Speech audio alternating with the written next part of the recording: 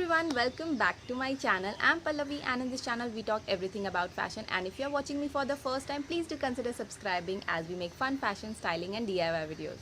So आज के वीडियो में I'm gonna be styling 8 pieces into 40 looks. This video is first video in series multi-purpose closet. मुझे काफ़ी टाइम से ये वीडियो शूट करना था, बट एनी हाउ 40 लुक्स बहुत डिफ़िकल्ट हो जाता है शूट करने के लिए, इसलिए मैं वीडियो टाल रही थी. But this is the time and now this video is going live and ये वीडियो बनाने में बहुत मेहनत लगा है. So please like, share and subscribe. So first let me show you जो 8 पीसेज मैंने इस 40 लुक्स को क्रिएट करने के लिए यूज़ किए हैं. Is this first is this basic spaghetti top, second is the white shirt, third is this basic denim, fourth is this blue salwar like fun elephant prints, and fifth is this kurta. It's from Ajio, fun pink color hai with tie-ups like neckline.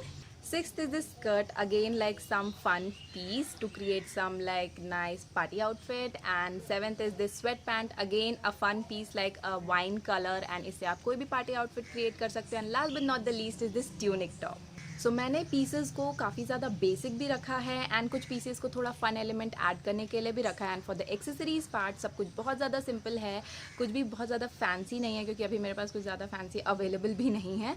So video में मैं आपको बताते जाऊँगी कि किसके साथ मैंने क्या क्या पेयर किया, like hairstyle, earring, shoes, bags तो मेरे पास है ही नहीं अभी, तो इसीलिए मैंने कोई बैग्स वीडियो में नहीं डाला है. सो या this is all about and now let's begin.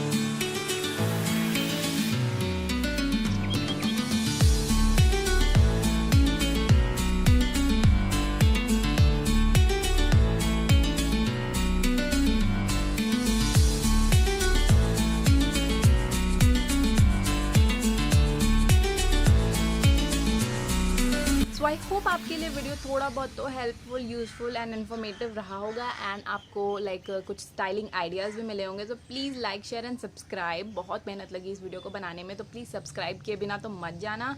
And या, thank you so much for sharing your time. Until next time, happy styling.